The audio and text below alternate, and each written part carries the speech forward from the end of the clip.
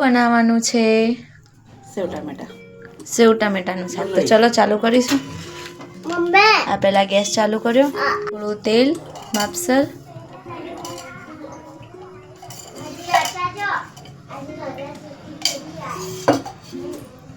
હવે એમાં મમ્મી શું નાખશે જોઈએ આપણે.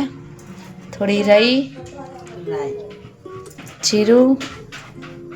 હા, જ્યાં સુધી આ રાઈ અને જીરું સતળાઈ ના જાય ત્યાં સુધી રાહ જોઈશું.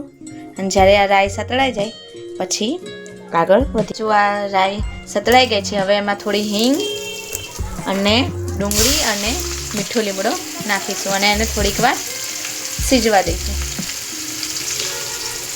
ડુંગળી સતળાઈ ગઈ છે, હવે એમાં થોડા માપસર ટામેટા નાખીશું.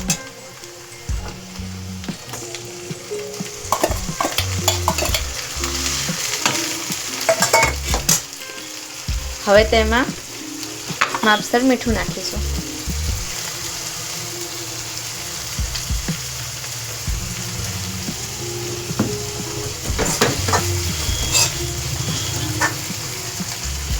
હવે આને થોડીક વાર સાતળવા દઈશું. અને ડુંગળી એક રસ થઈ ગયા છે, એમાં હવે થોડું પાણી નાખીશું.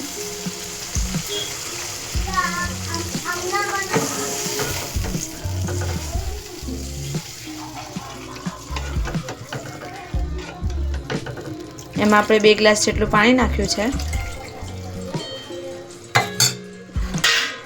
હવે તેમાં થોડી હળદર,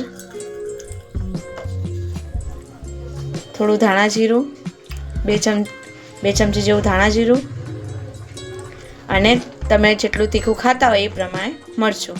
અમે તો જો કે થોડું તીખું ખાઈએ છીએ. અને એમાં થોડો 1 ચમચી જેટલો ગરમ મસાલો.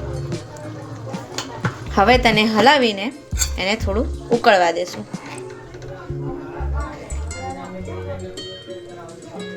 હવે એને થોડીક વાર ઉકળવા માટે મૂકી દઈશું. આપણે આને જોઈ લઈશું. જો આ બરોબર આ પાણી થોડું ઉકળી ગયું છે અને મરચું મસાલો ચડી ગયો છે. હવે એમાં આપણે થોડો મસાલો એડ કરીશું.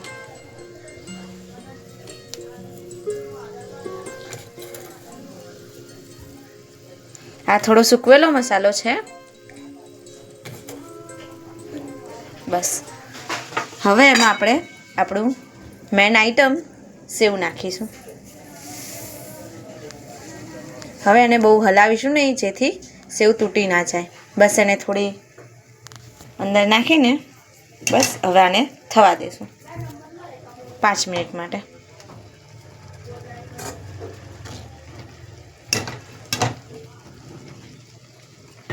આપણું થઈ ગયું છે સેવ ટામેટાનું શાક તૈયાર. તો હવે આપણે એનો ગેસ બંધ કરી દઈશું અને એને પીરસી દઈશું.